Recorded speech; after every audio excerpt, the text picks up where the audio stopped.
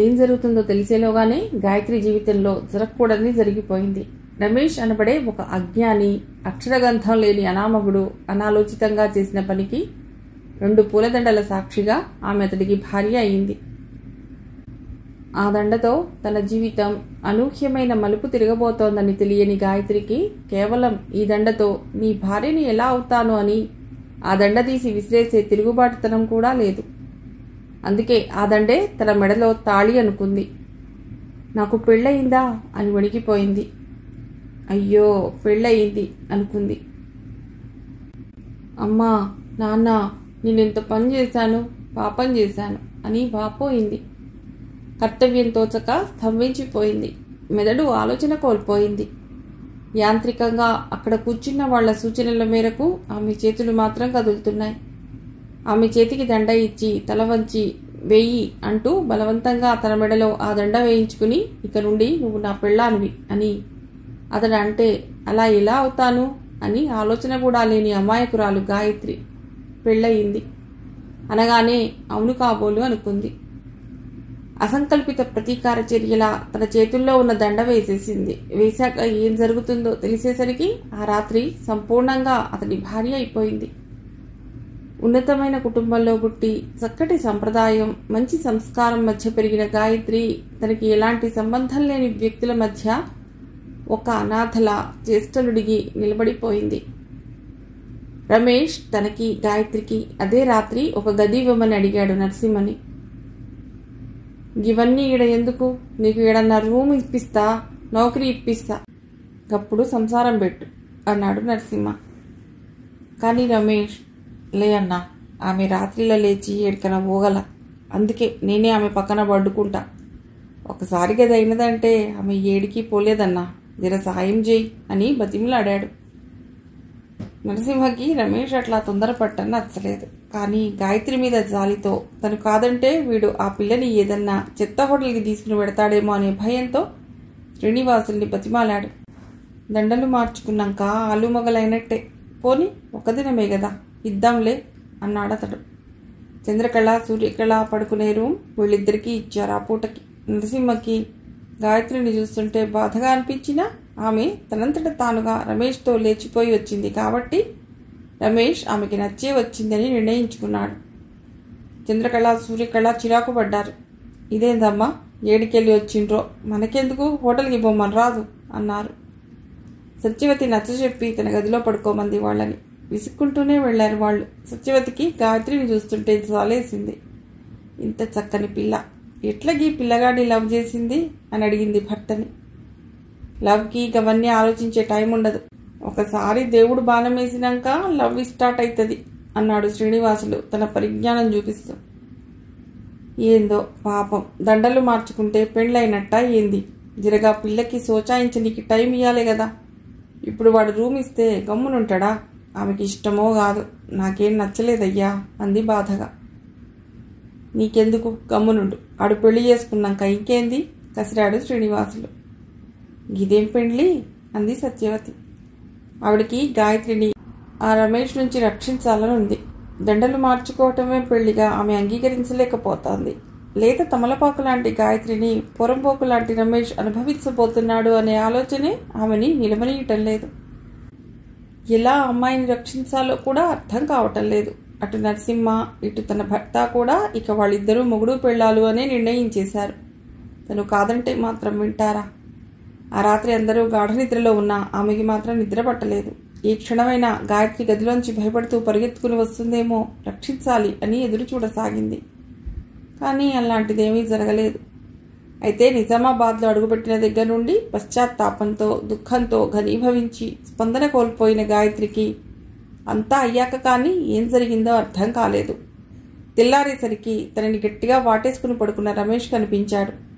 పక్కన తోడేలు పడుకున్నట్టుగా గబాలను అతన్ని విడిపించుకుని దూరం జరిగింది. ఏడిగిపోతున్నావు అంటూ తిరిగి తనని దగ్గరికి లాక్కున్న రమేష్ స్పర్శ జుగుప్సగా అనిపించింది. గుండె పగిలేలా ఏడవటం మొదలెట్టింది. రమేష్ భయపడ్డాడు. ఎందుకు ఏడుస్తున్నావు, ఏమైంది అని అడిగాడు. గాయత్రి 2 చేతుల్లో మొహం దాచుకుని తప్పు చేశాను అని గొడుగుతూ ఏడవసాగింది. రమేష్కి కంగారుగా అనిపించింది. ఆమె ఏడుపు గది బయటకు వినిపిస్తుందేమో, అందరూ ఏం జరిగిందో అని వచ్చేస్తారు అని భయపడుతూ ఆమెని ఓదార్చడానికి ప్రయత్నించసాగాడు. కానీ ఆమె ఆపకపోగా ఉధృతం చేయసాగింది. రమేష్కి ఇక చిరాకు వచ్చింది. ఊకి ఎందుకు ఏడుస్తున్నావు? నేనేమన్నా నిన్ను కిడ్నాప్ చేసి తెచ్చినా? నువ్వే కదా పోదాం పదా అని వచ్చినావు. ఇప్పుడు ఏడ్చి ఏం లాభం? నరసింహన్న నాకు ఆటో ఇప్పిస్తాడు.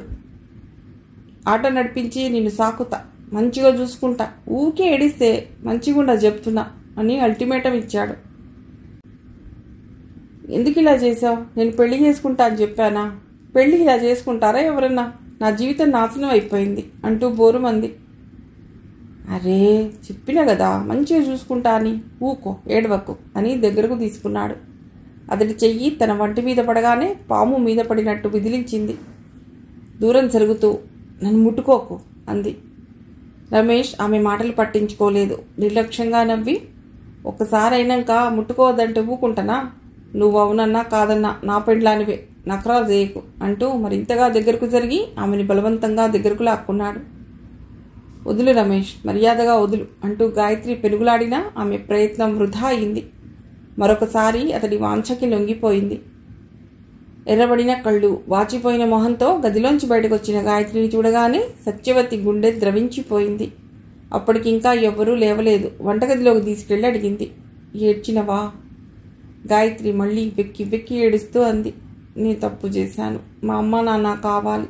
ఈ పెళ్లి నాకు ఇష్టం లేదు. అతడు ఇట్లా చేస్తాడు అనుకోలేదండి. నన్ను మా ఇంటికి పంపించేయండి ప్లీజ్, మీకు దండం పెడతా. సత్యవతికి కూడా ఏడుపొచ్చింది. గాయత్రిని దగ్గరకు తీసుకుని అంది. నిన్ననే నువ్వు ఇట్లా చెప్పి ఉంటే ఎట్లనన్నా పంపేటోళ్ళం చెల్లే. ఇప్పుడంతా అయినాక ఏడికిపోతావు. పోయినా మీ ఓళ్ళు రానిస్తారా? ఏడవకు, దేవుడు ఇట్లనే రాసిండనుకో. ఆడు మంచోడే, నిన్ను మోసమైతే చెయ్యడు, ఫికర్ చెయ్యకు. గాయత్రి తల అడ్డంగా ఆడిస్తూ, నా వల్ల కాదండి, నేను ఇతన్ని భరించలేను, ఇలా బతకలేను అని గొడుగుతూ ఏడుస్తూ ఉండిపోయింది. నిస్సహాయంగా చూడటం తప్ప సత్యవతి కూడా ఏవీ చేయలేకపోయింది. కొంతసేపటి తర్వాత కన్నీళ్లు తుడుచుకుని నిశ్చయించుకున్న దానిలా అంది. నాకు ఒక సాయం చేస్తారా? చెప్పు అంది సత్యవతి. నేను మా ఊరెడిపోతాను. అమ్మా నాన్నల కాళ్ళ మీద పడి క్షమాపణ వేడుకుంటా. నేను వాళ్ల కన్న కూతుర్ని, కాదనరు, తప్పకుండా క్షమిస్తారు. మీ వారికి చెప్పి నన్ను హైదరాబాద్ బస్ ఎక్కించమని చెప్పండి ప్లీజ్. సత్యవతి కళ్ళల్లో భయం. అమ్మో, గా పిల్లగాడు చూసినాడంటే ఊకుంటాడా అంది. అతనెవరండి ఊరుకోకపోవటానికి? నేను పెళ్లి చేసుకోమని అడిగానా అతడిని? నేను వెళ్ళిపోతా, దయచేసి పంపించండి. సరే సరే, మా ఆయనతో చెప్తా. ఊకో, పోయి మొహం కడుక్కుందా, చాయ్ తాగుదు అంది సత్యవతి ఓదార్పుగా. రమేష్కి ఊహించని విధంగా హఠాత్తుగా అందమైన గాయత్రి తన భార్య అవ్వటంతో మేఘాల మీద తేలిపోతున్నంత ఆనందంగా ఉన్నాడు. ఆమెతో పొందిన శారీరక అనుభూతి మైకంలోంచి బయటికి రానియలేదు. ఆ మైకంలోనే తెల్లవారుతున్నా ఇంకా అదే మత్తులో గాయత్రి స్పర్శ కోసం అతడి చెయ్యి తడుముకుంది. కానీ గాయత్రి లేలేత అందాల బదులు పాత రగ్గు గరుగుగా తగలటంతో కళ్ళు తెరవకుండానే విసుగ్గా అరిచాడు. ఏడున్నావు? సమాధానం రాలేదు. కాసేపు అలాగే చేతులతో పరుపు తడుపుతుంటే రగ్గు తప్ప ఏమీ తగలలేదు. ఇంతలో గాయత్రి ఏడుపు, ఆమె మాటలు వినిపించాయి. అతనెవరండి నన్ను వెళ్ళనివ్వకపోవటానికి? నాకు అతనంటే అసలు ఇష్టం లేదు. రాత్రంతా నరకం అనుభవించాను. ప్లీజ్ నన్ను మా ఊరు పంపించేయమని మీ వారికి చెప్పండి. నేనేం పెళ్లి చేసుకోమని అడిగానా అతన్ని? నేను వెళ్ళిపోతా, దయచేసి పంపించండి. రమేష్ నిద్రమత్తెగిరిపోయింది. కాళ్ల మీద ఉన్న దుప్పటి కాళ్లతోటే విసురుగా లేచి వంటి మీద పైజామా జారిపోతున్నా పట్టించుకోకుండా గాయత్రి సత్యవతి ఉన్న దగ్గరికి వచ్చి గాయత్రిని భుజాలు పట్టుకుని గట్టిగా తన వైపు తిప్పుకుని బెదిరిస్తున్నట్టుగా అన్నాడు. ఏంది? ఏమంటున్నావు? నకరాలా? ఇగో చూడు మళ్ళా చెప్తున్నా, నువ్వు నన్ను పోవద్దు. ఏడికి పోయినా గుంజుకొస్తా. గాయత్రి అతడితో పెనుగులాడుతూ, వదులు వదులు నన్ను, నేను వెళ్ళిపోతా, వదులు అని అరవసాగింది. ఆ గొడవకి శ్రీనివాసులు, చంద్రకళ, సూర్యకళ లేచొచ్చారు. సూర్యకళ గబగబా గాయత్రి దగ్గరికి వెళ్ళి మండిపడుతూ అరిచింది. వానితోని లేచిపోయి వస్తున్నప్పుడు తెలవలేదా? ఆడి మొహం చూసి ఎట్లా ప్రేమించినావు? నేనే ఈ బేకర్ గాడిని ప్రేమించా? నీకు బ్రెయిన్ పని చేయలేదేమో, వచ్చినావు, పెళ్లి చేసుకున్నావు, ఇప్పుడెందుకు లొల్లి పెడుతున్నావు? పొండ్రి, ఏడికెళ్ళి వచ్చిండ్రు ఆడికే పొండ్రి అని గట్టిగా అరిచి తండ్రితో అంది. నువ్వెందుకు నెత్తి మీద పెట్టుకున్నావు డాడీ? తోలిచ్చే, మనకెందుకు నెత్తి నొప్పి? వాళ్ళ అమ్మా నాయన పోలీస్ రిపోర్ట్ ఇస్తే మనం లోపలికైతాం. ఈ లొల్లి మనకొద్దు, తోలిచ్చేయి. శ్రీనివాసులకు కూడా కూతురు చెప్పింది సబబుగా అనిపించింది. నిజమే, వీళ్ళిద్దరిలో ఎవరి తల్లి తండ్రి పోలీస్ రిపోర్ట్ ఇచ్చినా తను నరసింహ లోపలికి పోయేది నిజం. అవన్నీ ఏమీ ఆలోచించకుండా ఈ పిల్లగాడు దండలు తేగానే వాళ్ళిద్దరికీ దండలు మార్పించారు. అదిగాక ఒక్క రాత్రి తలదాచుకోవటానికి సరే అంటే అంతకంతకు వీళ్ళు తనకే పెద్ద సమస్య అవుతున్నారు. వీళ్ళని పంపేయాలి అనుకుని రమేష్తో అన్నాడు. రమేష్, నువ్వు నీ పెళ్ళాన్ని తీసుకుని పో బిడ్డ. ఏడన్నా పోయి ఏదన్నా నౌకరీ చేసుకో. నీ పెళ్ళాన్ని సాకు, నువ్వు బతుకు. ఈ లొల్లి మా ఇంటికాడ చెయ్యొద్దు. మాకు ప్రాబ్లమ్స్ తేవద్దు. సమజైందా? మీరు స్నానం చేసి చాయ్ తాగి పొండ్రి. నేను నరసింహకు చెప్తా. ఈడకి దగ్గరలో ఒక ఊరుంది. ఆడ మిమ్మల్ని ఎవరు గుర్తుపట్టరు. ఏదైనా పని చేసుకోండి, బతుకుండ్రి. రమేష్ గాయత్రిని కోపంగా చూస్తూ, చూసినవా, లొల్లి చేసినావు, అందుకే అన్న పొమ్మంటున్నాడు. ఏడికి పోదాం ఇప్పుడు చెప్పు అన్నాడు. గాయత్రి మాట్లాడకుండా వెక్కి వెక్కి ఎడవసాగింది. ఆ ఏడుపు చూస్తుంటే సత్యవతికి హృదయం ద్రవించిపోసాగింది. పాపం పిచ్చి పిల్ల అనుకుంది. కానీ తను మాత్రం ఏం చేయగలదు? తన కూతురు అన్నట్టు వాళ్ళెవరైనా పోలీసులకి చెప్తే వీళ్ళకి ఒక్క రాత్రి ఆశ్రయం ఇచ్చినందుకు తన కుటుంబానికి ఏదన్నా అపకారం జరగవచ్చు. ఆడపిల్లలున్న ఇల్లు పరువు బజారుకి ఎక్కుతుంది. అమ్మో, వాళ్ళని పంపించేయడమే మంచిది. ఆమె అదృష్టం ఎట్లా ఉంటే అట్లా జరుగుతుంది అని ఆలోచిస్తూ సానుభూతిగా అంది. పో చెల్లె, కష్టమైనా ఇష్టం లేకున్నా ఒక్కసారి పెళ్ళైనాక వాని పెళ్ళానివే. ఆడు చెప్పినట్టే ఇను. గాయత్రి విలవిలలాడుతూ భయంగా అంది. నా వల్ల కాదు. ఇతడు మొరటు మనిషి. సంస్కారం లేదు, మర్యాద లేదు, ఉద్యోగం లేదు, చదువు లేదు. నన్ను ఎట్లా పోషిస్తాడు? నన్ను పంపించండి. నాకు బస్సులు ఎక్కడం, రైళ్ళు ఎక్కడం తెలియదు. నేను ఎప్పుడూ ఎక్కడికి వెళ్ళలేదు. దయచేసి నాకు ఈ సాయం చేయండి. సత్యవతి నిస్సహాయంగా భర్త వైపు చూసింది. అతను విసుగ్గా మొహం పెట్టి, ఏందే మనకి పొద్దుగాల ఈ లొల్లి అని భార్యతో అని రమేష్తో అన్నాడు. గా పిల్లని తోలిచ్చేయి, లేకుంటే లోపలికైతావు. ఆమెకి ఇష్టం లేదంట, తోలిచ్చేయి అన్నాడు. లేదన్నా, ఆమెకి నేనంటే ఇష్టమే. లేకుండానే నాతో వచ్చిందా? నేను ఆమెని తోలుకొని వెళ్ళిపోతా. నువ్వు పరేషాన్ గాకు అని శ్రీనివాసులకి సమాధానం చెప్పి గాయత్రి వైపు కోపంగా చూస్తూ ఆమె చేయి పట్టుకుని లాగుతూ అన్నాడు. ఇడ ఉంటే నకరాలు చాలా చేస్తున్నావు, నడువు పోదాం. నేను నీతో రాను, గట్టిగా అరిచింది గాయత్రి. ఎట్లా రావో చూస్తా అంటూ విసురుగా బయటికి వెళ్ళిపోయాడు.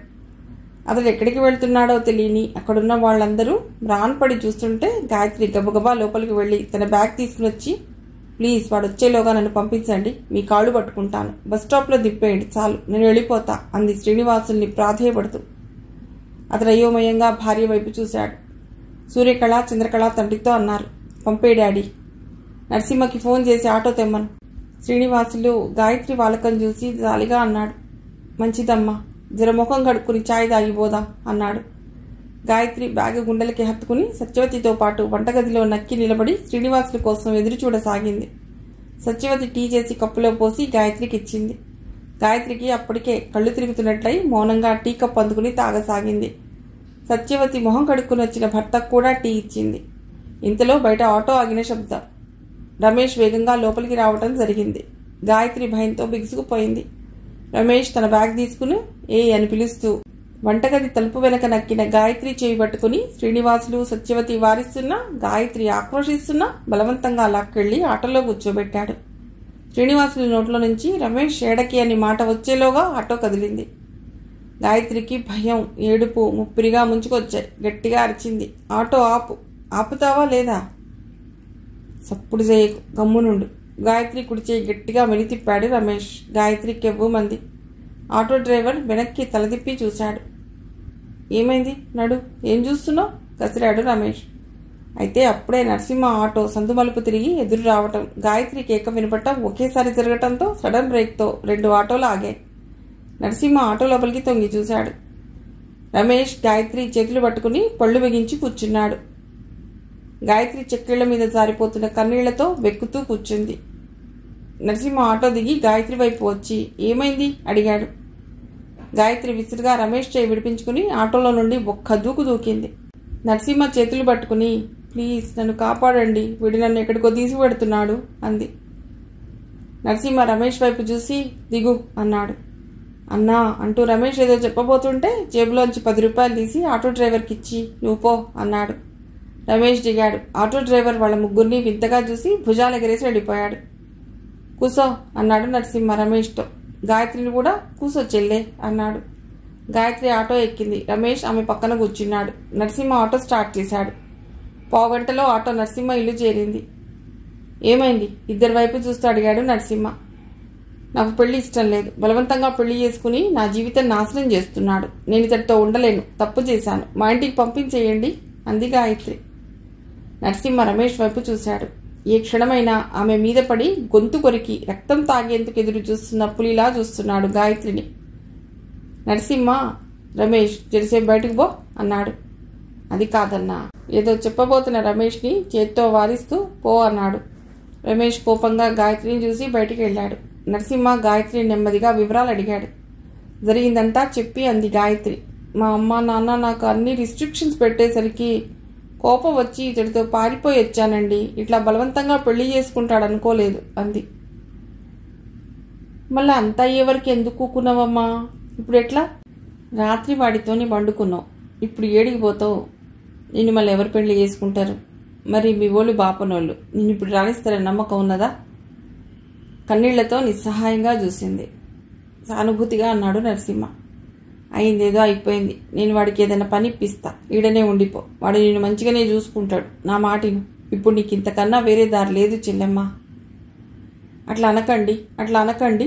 రెండు చెవులు మూసుకుని వెక్కి వెక్కి ఎడవసాగింది. నరసింహకి నిజంగానే ఆమె మీద పుట్టెడు జాలేసింది.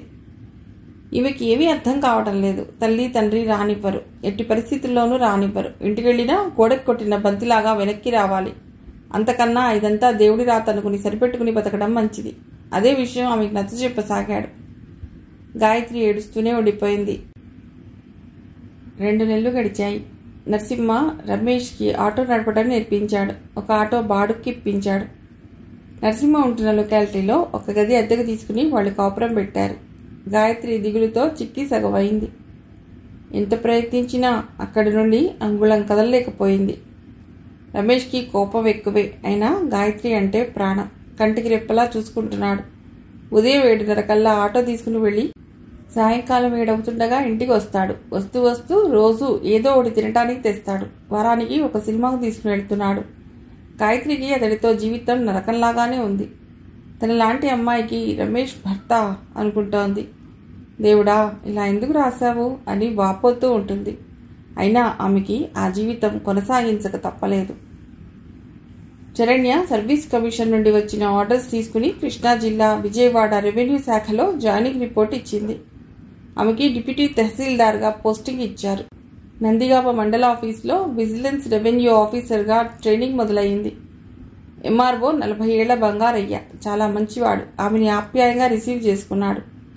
ఆఫీస్ గురించి, పని విధానం, కలెక్టర్ గారితో ఎలా ప్రవర్తించాలి, ఎక్కడెక్కడ ఇన్స్పెక్షన్స్కి వెళ్ళాలి, స్ట్రిక్ట్గా ఉండే ఆఫీసర్స్కి ప్రారంభంలో ఎదురయ్యే సమస్యలు అన్నీ ఎంతో వివరంగా ఓపిగ్గా చెప్పాడు. ప్రొబేషన్ పీరియడ్లో లీవులు పెట్టవద్దు అని చెప్పాడు. అన్నీ చిరునవ్వుతో విని ఆయనకి కృతజ్ఞతలు తెలియజేసింది శరణ్య. ఉద్యోగంలో చేరే ముందు విశాఖపట్నం వెళ్ళి తల్లిదండ్రులను చూసి 2 రోజులుంది. అప్పుడే తేజాతో తన ప్రేమ గురించి చెప్పి అతని వివరాలు ఇచ్చింది. కూతురు తెలివితేటల మీద, ఆమె నిర్ణయం మీద నమ్మకం కలిగిన వాళ్ళు ఇద్దరూ కూడా అభ్యంతరం చెప్పలేదు. నువ్వు ఎప్పుడంటే అప్పుడు పెళ్లి చేస్తాం అని మాటిచ్చారు. ప్రొబేషన్ పీరియడ్ పూర్తయి పోస్టింగ్ ఇచ్చాక పెళ్లి చేసుకుంటాను అని చెప్పింది. అందుకు అంగీకరించారు వాళ్ళు. ట్రైనింగ్లో జాయిన్ అవ్వగానే తేజాకి వివరంగా మెయిల్ రాసింది. అమ్మా నాన్న ఒప్పుకున్నారు. నా వైపు నుంచి గ్రీన్ సిగ్నల్ వచ్చింది. ఇక నీ సంగతే తేలాలి అంది. వెంటనే ఫోన్ చేసి అడిగాడు తేజ. నీ వైపు నుంచి లైట్ గ్రీనా డార్క్ గ్రీనా అని అడిగాడు. సీ గ్రీన్ అంది. అయితే అన్ని షేడ్స్తో నా వైపు నుండి మన పెళ్లికి సిగ్నల్స్ వచ్చాయి అన్నాడు. నవ్వింది. ఎలా ఉంది నీ ఆఫీస్ అడిగాడు. బ్రహ్మాండంగా ఉంది. ఇదో కొత్త లోకం. మన కార్పొరేట్ ఆఫీసులలాగా ఉండదు. ఎవరికి ఎవరన్నా భయం ఉండదు. అందరూ కింగ్స్. నీతో అందరూ బాగా మాట్లాడారా? చక్కగా రిసీవ్ చేసుకున్నారు. చాయ్ తెప్పించి ఇచ్చారు. ఇక్కడ ఎవరు కొత్త వాళ్ళు వచ్చినా టీ బిస్కెట్స్తో వెల్కమ్ చెప్తారు. ఇప్పటి నుండి మొదలెట్టి ఒక 30 ఏళ్ళు నేను ఈ శాఖలో పనిచేయాలి. కాకపోతే పొజిషన్ మారుతూ ఉంటుంది అంది నవ్వుతూ.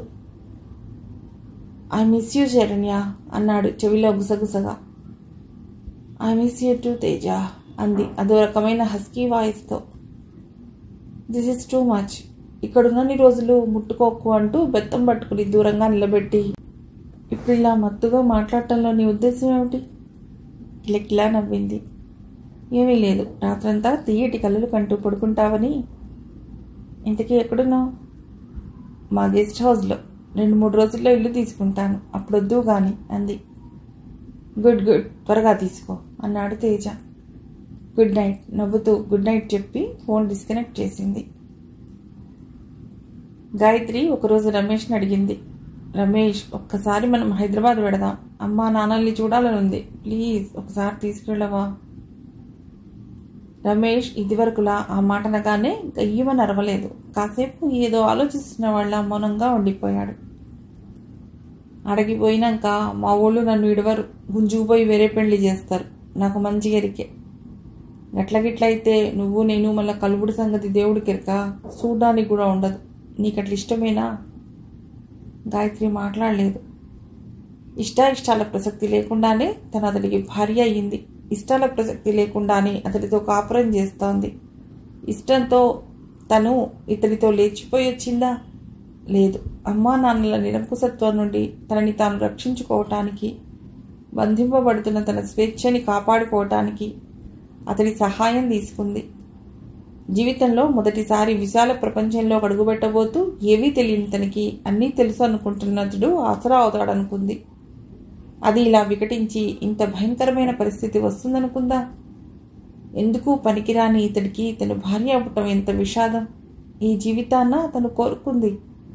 గాయత్రికి పొక్కిలి పొక్కిలి దుఃఖం వచ్చింది. సన్నగా వెక్కిళ్ళు పెడుతున్నామని చూస్తుంటే ఇప్పుడు రమేష్కి కోపం రాలేదు, జాలేసింది. రమేష్కి వ్యక్తపరచడం తెలియనంత ప్రేమ ఉంది గాయత్రి మీద. సినిమాలో లాగా పాటలు పాడి అతి ప్రేమ కురిపించి వ్యక్తపరిచే శక్తి, తెలివి కూడా లేనివాడు. అతడు సామాన్యుడు. అసలు అతడు గాయత్రిని ప్రేమించాలని ఆమెతో మాటలు కలపలేదు. ప్రేమించాలని ఆమెను హైదరాబాద్కి రమ్మని పిలవలేదు. అందుబాటులో కంటికి కనిపిస్తూ ఉన్న ఒక అందమైన అమ్మాయి, ఆ అమ్మాయితో మాట్లాడాలి, షికారుకి వెళ్ళాలి, సినిమాలకు తిరగాలి, అంతే. ఆ రోజు అతడు ఆశించింది, ఆశపడింది. వయసు వచ్చిన తనకి ఒక గర్ల్ ఫ్రెండ్ ఉండాలి, అది గాయత్రి కావాలి. ఆ కోరిక తీరింది. ఆ పరిస్థితుల్లో గాయత్రి కూడా ఒక బాయ్ ఫ్రెండ్ కావాలన్న బలీయమైన కోరిక. తను చూసిన చిన్న ప్రపంచంలో రమేష్ ఆమెకి అప్పుడు అందగాడిగా అనిపించాడు. పార్క్కి రమ్మని లవ్ లెటర్ రాసివ్వగానే మునగాళ్లా అనిపించాడు. ఆటోలో షికార్ తిప్పుతూ విచ్చలవిడిగా ఖర్చులు పెడుతుంటే ఎంతో గొప్పవాడిగా అనిపించాడు. సరదాగా తిరగటానికి ఎంతకన్నా మగాడు ఇంకెవరు అనుకుంది. కానీ పరిస్థితులు వికటించాయి. పెద్దలకు వీళ్ళ వ్యవహారం తెలియటం, ఆంక్షలు, కట్టడి, వీటి మధ్య గాయత్రికి తల్లిదండ్రులు తన ఆనందాన్ని హరించే విలన్లుగా కనిపించారు. తన స్వేచ్ఛను అణగదొక్కే రాక్షసులుగా కనిపించారు. వాళ్ళ నుంచి పారిపోవాలనుకుంది. కానీ అనూహ్యంగా గాయత్రి జీవితం అతనితో, అతడి జీవితం ఆమెతో ముడిపడిపోయింది. ఈ ముడి వీడేది కాదు. ఇప్పుడు గాయత్రి వద్దనుకున్నా అతడి భార్య. ఈ వాస్తవం గాయత్రికి మిగుడు పట్టం లేదు. ఏమాత్రం అవకాశం దొరికినా అతన్ని వదిలి పారిపోవాలని ఉంది. లేదు, ఆ అవకాశం కనుచూపు మేరలో కనిపించడం లేదు. భవిష్యత్తు శూన్యంగా కనిపిస్తోంది. ఏ స్వేచ్ఛ కోసం తెగించి పారిపోయిందో ఇప్పుడు ఆ స్వేచ్ఛ మరో రూపంలో హరించుకుపోయింది. తనిప్పుడు బందీ, దారి తెన్ను లేని ఒక బాటసారి. ఏ దారి ఎటుపోతుందో తెలియదు, ఎక్కడ ఆగాలో తెలియదు, ఎక్కడ ప్రయాణం కొనసాగించాలో తెలియదు. ఇలా ఇక్కడ లేదు లేదు, అలా జరగటానికి వీల్లేదు. గాయత్రి మౌనంగా ఉండటం చూసి అన్నాడు రమేష్. మీ మమ్మీ డాడీ నేను రాణిస్తానని నీకు నమ్మకం ఉందా? రానీకుంటే ఏం చేద్దాం? మా ఊళ్ళు నిన్ను మాత్రం ఇంట్లోకి రానియరు. చెప్పు, పోదామంటే పోదాం. గాయత్రికి ఏడుపొచ్చింది. అట్లా అనకు రమేష్, ఎంతైనా అమ్మా నాన్న, నాకు నమ్మకం ఉంది, రాణిస్తారు అంది. రమేష్కి ఆమెని చూస్తుంటే బాధగా ఉంది. కానీ ఇద్దరూ ఊరు వదిలి వచ్చాక ఏం జరిగిందో, ఇంకా ఏం జరగబోతోందో ఆమెకి తెలియని అనేక విషయాలు అతనికి తెలుసు. రమేష్ కొందరు చిన్నప్పటి స్నేహితుల ద్వారా, నమ్మకస్తుల ద్వారా అక్కడి విషయాలు తెలుసుకుంటూనే ఉన్నాడు. గాయత్రి తల్లిదండ్రులను వాళ్ళ ఇంటి మీదకి వెళ్ళి మరీ తన తల్లి నానాబూతులు తిట్టిందని, ఆ అవమానం భరించలేక వాళ్ళు మర్నాడే ఇల్లు ఖాళీ చేసి వెళ్లారని తెలుసుకున్నాడు. ఎక్కడ ఉన్నారో ఎవరికీ తెలియదు. అట్లాంటప్పుడు గాయత్రిని హైదరాబాద్ పంపిస్తే ఏం జరుగుతుందో అతడికి తెలుసు. తల్లిదండ్రుల జాడ తెలియక, షెల్టర్ ఇచ్చేవాళ్లు లేక ఎక్కడుంటుంది? తిరిగి తన దగ్గరకు రావాల్సిందే. అంతేకాదు, తన కోసం అతడి తల్లి చాలామంది బంధువులకి చెప్పి పెట్టింది. నా కొడుకు ఏడగనబడినా తొలకరండ్రి, గా పోరిని మెత్తగా తన్నుండ్రి అని. ఆ విషయం కూడా నమ్మకస్తుల ద్వారా తెలుసుకున్నాడు. అందుకే అతడు ఒక్కసారి బయటకు వచ్చేశాక గాయత్రి కోసం కన్నవాళ్ళని, తోబుట్టువుని కూడా వదులుకోవాలని నిశ్చయించుకున్నాడు. గాయత్రిని నెమ్మదిగా బుజ్జగించి, లాలించి తనకి అనుకూలంగా మార్చుకునే ప్రయత్నంలో కొంతవరకు విజయం సాధించాడు. ఆ ప్రయత్నంలో కొన్ని సాహసాలు కూడా చేస్తున్నాడు. అలాంటివే ఆటో కొత్తగా నడపడం మొదలెట్టినా ఎక్కువ డబ్బులు వస్తాయనే ఆశతో నరసింహ పెట్టిన లిమిట్స్ దాటి చుట్టుపక్కల ఉన్న చిన్న చిన్న ఊళ్ళకు కూడా ఆటో తీసుకుని వెళుతున్నాడు. నువ్వింకా కొత్త కదా, ఎక్కువ దూరం నడపకు తమ్మి అంటూ నరసింహ ఆటో బాడుగుకి ఇప్పించే ముందే చెప్పాడు. కానీ రమేష్ గాయత్రిని ఆనందపెట్టడం అంటే సినిమాలకు, షికార్లకు తిప్పడం తన బాధ్యతగా గట్టిగా నమ్మి నరసింహ ఆంక్షలు అధిగమిస్తున్నాడు. కాకపోతే వచ్చిన డబ్బు వచ్చినట్టు ఖర్చు పెడుతూ భవిష్యత్తు గురించి ఆలోచించటం లేదు. రేపు పిల్లలు పుడితే ఖర్చులు పెరుగుతాయి, జాగ్రత్తగా ఉండాలి అన్న ధ్యాస ఇద్దరికీ లేదు. అలా లేదని విధి తన పని తను చేయడం మానదు కదా. గాయత్రికి హఠాత్తుగా గుర్తొచ్చింది, ఈ మధ్య తన ఆరోగ్యంలో ఏవో మార్పులు వస్తున్నాయి. ఉదయం లేస్తూనే కళ్ళు తిరగటం, వాంతి అయ్యేలా అవ్వటం, ఇదంతా అదేనా? పైగా ఈ నెల దాటిపోయినా పీరియడ్స్ రాలేదు. గాయత్రికి లా ప్రకారం పెళ్ళిడు రాకపోయినా శారీరక మానసిక పరిస్థితులు మాత్రం ఆమెకి అన్నీ తెలియజేశాయి. టీవీలు, సినిమాలు 10 ఏళ్ల పిల్లలకే అన్ని విషయాలు తెలియజేస్తున్న ఈ రోజుల్లో వయస్సు వచ్చిన గాయత్రికి తెలియటంలో ఆశ్చర్యం లేదు. గాయత్రికి అర్థమైపోతోంది తను గర్భవతిని. గర్భవతి. ప్రతి ఆడపిల్ల ఎంతో మధురమైనదిగా, అపురూపమైనదిగా భావించే మాతృత్వం ఆమెకి ఒక శాపంలా అనిపించసాగింది. పుట్టే పిల్లలు ఎలా పుడతారో రమేష్ లాగా పుడతారా? వాళ్ళ కులం ఏమిటి? వాళ్లకు ఇంటి పేరు ఉండాలి కదా. ఏ ఇంటి పేరు వాళ్ళది? ఏమని చెప్పాలి? తేనె తుట్టె కదిలిస్తే ఒక్కసారిగా మూగిన తేనెటీగల్లా ఆమెని ఆలోచనలు ముసురుకున్నాయి. ఇటీవల కలుగుతున్న కొన్ని వికారాలు, శారీరక మార్పులు గమనిస్తుంటే తను గర్భవత అనుకుంటూనే ఉంది. భయంతో గజ గజ వణికిపోయింది. ఇప్పుడు ఖచ్చితంగా తెలుస్తోంది, గర్భవతి. గర్భవతి అయిపోయింది. ఇక అమ్మ నాన్న తనని ఇంట్లోకి రానివ్వటం కల్లా వాళ్ళకి తనకి రుణం తీరిపోయినట్టే. ఇలా బలవంతపు కాపురం చేస్తూ గర్భం పొందటం అంత నరకం ఇంకోటి ఉందా? అసలు అతడితో కాపురమే రోత. ఇప్పుడు అతడి పిల్లలకి తల్లి అవ్వటం ఇంకా రోత. ఎలా ఈ ఆపద గట్టెక్కడం? కళ్ళ ముందు క్రూర జంతువులు, వాటి మధ్య తను ఒక కీకారణ్యంలో పరుగులు పెడుతున్నట్టుగా ఈ ఓ నీడలు గాయత్రికి కంపరంగా అనిపించసాగింది. ఆమెకి అతడు తన పక్కన పడుకున్నా, తన వంటి మీద చేయి వేసినా ఎలాంటి పులకింతలు లేవు. ఆ రోజు మొదటిసారి అతడు తన చేయి పట్టుకోగానే నరనరాన వ్యాపించిన తీయటి అనుభూతి ఇప్పుడు లేదు. ఏదో భయం, జుగుప్స, వంటి నిండా పురుగులు పాకుతున్నట్టు. ఆ పురుగులను అతడు తన నాలికతో తీసివేస్తున్నట్లు భయంకరమైన అనుభూతి. మొదటి రాత్రి ఏం చేయాలో తెలియని అయోమయంలో, ఏదో చేయాలన్న తపనలో, ఆరాటంతో, ఉద్రేకంతో ఆమె శరీరాన్ని నలిపి పెట్టాడు. ఆ తర్వాత కూడా కొన్ని రోజులు అలాగే జరిగింది. దాంతో ఆమెకి రాత్రి అవుతుందంటే భయం. అతడి పక్కన చేరగానే జుగుప్సతో వణికిపోయింది. ఇప్పుడు శృంగారంలో అతడు చాలా పాఠాలు నేర్చుకున్నాడు. అయినా ఇప్పటికీ ఆమెకి అతడి మీద చేయి వేస్తే జుగుప్స, కంపరం. అలాంటిది ఒక జుగుప్సతో కూడిన రతి ద్వారా కలగబోయే సంతానానికి తను తల్లి కాబోతోందా? అదే నిజమైతే ఇక ఈ రొంపిలో పూర్తిగా ఎన్నటికీ బయటికి రానంతగా ఉన్నట్టుండి బోరుమంది గాయత్రి. రమేష్ ఆ హఠాత్ సంఘటనకు బిత్తరపోయాడు. ఏమైంది? ప్లీజ్ ఏడ్వకు, నేను తోలుకపోతా, ఏడ్వకు అని ఓదార్చాడు. తల అడ్డంగా ఆడిస్తూ వెక్కుతూ అంది గాయత్రి. లేదు, వెళ్ళలేను, అయిపోయింది. ఇక నాకు వాళ్ళని చూసే అదృష్టం లేదు. నేను గర్భవతిని. ఒక్కసారి అక్కడ కోటి నక్షత్రాల మెరుపులు మెరిసినట్లు అనిపించింది రమేష్కి. ఏమన్నావు అన్నాడు నమ్మకం లేనివాడిలా. ఆమె తల ఊపింది. రమేష్ గవాల ఆమెను దగ్గరికి లాక్కుని ముద్దులతో ఉక్కిరి విక్కిరి చేస్తూ అన్నాడు, ఎంత గుడ్ న్యూస్ చెప్పినవో. ఇక చూడు, నిన్ను నా పానం లెక్క చూసుకుంటా. నా కొడుకుని నిన్ను నా కంటికి రెప్ప లెక్క చూసుకుంటా. గాయత్రి, మనం అమ్మా నాన్న అవుతున్నాం. ఇంకా కష్టపడతా. నరసింహన్నను నాకు మంచి పని ఇప్పించమని అడుగుతా. ఏడవకు, ఇక ఏడవకు. ప్రామిస్, నేను మంచిగా చూసుకుంటా. ఏదో లోకంలో ఉన్నవాడిలా మత్తుగా గమ్మత్తుగా అతడు ఆమెని కౌగిట్లో నలిపేస్తూ చెప్పసాగాడు. గాయత్రి అలసిపోయింది. కూర్చున్న దగ్గరే స్పృహ తప్పిన దానిలా పడుకుండిపోయింది. రమేష్ నుండి పారిపోవటానికి దారులు వెతికి నిస్సహాయంగా నిస్తేజంగా ఇక ఈ బతికింతే అనుకుని సరిపెట్టుకుని నిస్సారంగా బతుకు ఇడవటానికి నిశ్చయించుకుంది గాయత్రి. రమేష్ ఆమె గర్భవతి అని తెలిసిన మరుక్షణం ఏదైతే ప్రామిస్ చేశాడో అది నిలబెట్టుకోవటానికి గట్టి ప్రయత్నాలు మొదలెట్టాడు. నరసింహకి శుభవార్త చెప్పి అతడికి అదనంగా పని ఇప్పించమని అడిగాడు. రమేష్ ఇంత త్వరగా ఎంతో బాధ్యతగా ప్రవర్తించడం నరసింహకి అబ్బురంగా అనిపించింది. ఇంటికొచ్చి గాయత్రిని అభినందించి రమేష్ మంచితనాన్ని పొగిడి, భవిష్యత్తులో చాలా సుఖంగా ఉంటావు. ఇప్పుడు నువ్వు పడ్డ బాధ ఏమీ కూడా అప్పుడు గుర్తు రాదు తల్లి అన్నాడు. గాయత్రి నిట్టూర్చింది. నరసింహ రమేష్ తోటి పుట్టబోయే పిల్లల కోసం డబ్బు దాచడానికి బ్యాంక్ అకౌంట్ ఓపెన్ చేయించమన్నాడు. కానీ ఆధార్ కార్డు లేకుండా ఆ అకౌంట్ ఓపెన్ చేయడం కష్టమని త్వరలో ఆధార్ కార్డు తీసుకుందాం, అప్పటిదాకా గాయత్రికి ఇచ్చి దాచమని చెప్పు అన్నాడు నరసింహ. తనకి రోజు వచ్చే ఆదాయంలో ఇంటి ఖర్చులకు గాయత్రికి మందులు, బలాన్ని ఇచ్చే టానిక్లు, పండ్లు, మిఠాయిలు వీటన్నిటికీ పోను మిగిలిన 100-200 గాయత్రి చేతిలో పెట్టి మన పిల్లల కోసం దాచిపెట్టు అని చెప్పాడు రమేష్. నరసింహ సలహా మేరకు గాయత్రిని ప్రతి నెల డాక్టర్ చెకప్కి తీసుకెళ్తున్నాడు. ఆమె ఆటోలో ఉన్నప్పుడు ఎంతో జాగ్రత్తగా నడిపిస్తాడు, కుదుపులు లేకుండా.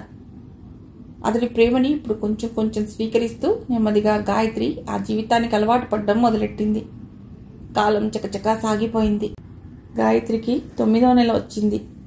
శనివారం ఉదయం 6:30కి మంచి ఎండాకాలం అయిన మే నెల 6వ తారీఖు గాయత్రికి బాబు పుట్టాడు. రమేష్కి కాళ్ళు భూమి మీద నిలవలేదు. నరసింహని, శ్రీనివాస్ని, అతడి భార్య సత్యవతిని తన ఆటోలో తీసుకొచ్చి బాబుని చూపించాడు.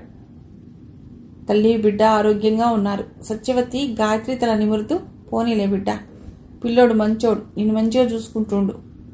ఆడదానికి ఇంతకన్నా ఏం కావాలి చెప్పు, ఇక నువ్వు ఎసంటి ఫికర్ పెట్టుకో అంది. ఆడదానికి ఏం కావాలో ఆవిడకేం తెలుసు? తనకీ తెలీదు, కానీ ఈ జీవితం కాదని మాత్రం తెలుస్తోంది అనుకుంది గాయత్రి. ఎందుకో పిల్లవాడిని చూస్తుంటే ఆమె హృదయం పెద్దగా స్పందించటం లేదు. వాడు తెల్లగా ఉన్నాడు, గాయత్రిలా ఉన్నాడు అన్నారందరూ. అయినా గాయత్రికి వాడి మీద పెద్దగా మమకారం, మమత పొంగిపోవటం లేదు. నిర్లిప్తంగా చూస్తూ ఉండిపోయింది. 3వ రోజు డిశ్చార్జ్ చేశారు. ఆటోలో బాబుని, గాయత్రిని అపురూపంగా ఇంటికి తీసుకొచ్చాడు. 21వ రోజు తనకి చేతనైనంతలో నామకరణ మహోత్సవం జరిపి ఏడుకొండలవాడి దయతో పుట్టాడు కాబట్టి బాబుకి వెంకన్న అని పేరు పెడదామన్నాడు. గాయత్రి ఇష్టంగా చూసింది. ఎంత దేవుడైనా వెంకన్న పేరు పెడితే రేపు వాడు పెద్దవాడయ్యాక ఇదేం పేరు పెట్టారమ్మా అంటాడు. కాబట్టి ఆ వెంకటేశ్వరుడి పేరే విష్ణు అని పెడదాం అంది. నీ ఇష్టం గాయత్రి, అదే పెడదాం అన్నాడు. నరసింహ, శ్రీనివాసు కుటుంబం, చుట్టుపక్కల ఇళ్ల వాళ్ళు అందరూ కలిపి 25 మంది వచ్చారు. వచ్చే నెల వేరే ఇల్లు తీసుకుందాం, 2 రూమ్లది అన్నాడు రమేష్ ఆ రాత్రి గాయత్రితో. నీ ఇష్టం అంది గాయత్రి. జీవితంలో అన్నీ అనుకున్నట్టు జరగవు, జరిగేవి ఊహకి అందవు. అందుకే ఓ మహాకవి అన్నాడు, అనుకున్నామని జరగవు అన్ని, అనుకోలేదని ఆగవు కొన్ని. గాయత్రి జీవితంలో కూడా అదే జరిగింది. బాబుకి నెల దాటింది. అనుకున్నట్టే రమేష్ 2 గదులు, బాత్రూమ్ సపరేట్గా ఉన్న పోర్షన్ చూసి అడ్వాన్స్ ఇవ్వటానికి ఉదయమే బయలుదేరి వెళ్ళాడు. అయితే సరిగ్గా 10:30కి నరసింహ ఆదరాబాదరాగా వచ్చాడు. గాబరాగా మొహం నిండా చెమటలు కారిపోతుంటే గుండెలు బాదుకుంటూ వచ్చిన నరసింహను నిర్ఘాంతపోయి చూసింది గాయత్రి. అతడు చెప్పిన వార్త విని కుప్పగూలిపోయింది. రమేష్ ఆటోకి యాక్సిడెంట్ అయ్యింది, హాస్పిటల్లో అడ్మిట్ చేసి గాయత్రిని తీసుకువెళదామని వచ్చాడు నరసింహ. రమేష్ పరిస్థితి ఆందోళనగా ఉంది. కళ్ల ముందు చీకట్లు కమ్ముతుంటే గాయత్రి స్పృహ తప్పింది. గాయత్రికి జీవితం అంధకారమైనట్టు అనిపించింది. కంట్లో నీటి చుక్కలేనట్లు బిగుసుకుపోయింది. బిత్తరపోయి ఓ విగ్రహంలా కూర్చుంది. ఒడిలో పిల్లవాడిని పెట్టుకుని శూన్యంలో దేనికోసం వెతుక్కుంటున్న దానిలా ఆమె కళ్ళు దిక్కులు చూడసాగే. ఈ పసివాడితో ఇలా ఒంటరిగా బతుకమని రాశావా దేవుడా అనుకుంది. ఆమె అలా కూర్చోవటంతో నరసింహకి జాలితో హృదయం కరిగిపోయింది. నెమ్మదిగా బుజ్జగిస్తూ అన్నాడు, వాడింటికి తోలుకొచ్చేదానికి లేదు బిడ్డా, నువ్వు చూడలేవు. దవాఖానా నుండి గాడికే తీసుకుపోవాలి, కానీ వాని తల్లిదండ్రులకు చెప్పాలి, లేకుంటే నిన్ను జెండా ఎక్కిస్తారు. ఆ విషయం తనకు తెలుసు అనుకుంది గాయత్రి. రమేష్ మరణ వార్త తెలియగానే జరిగే రభస ఆమె కళ్ల ముందు మెదులుతోంది. అత్తగారు తనని జుట్టు పట్టుకుని కొట్టినా కొడుతుంది. అది ఎలా ఉన్నా ముందు ఈ పిల్లవాడి భవిష్యత్ ఏమిటి, ఎలా బతకాలి? అమ్మా నాన్న కనీసం ఎప్పుడన్నా ఆదరిస్తారా?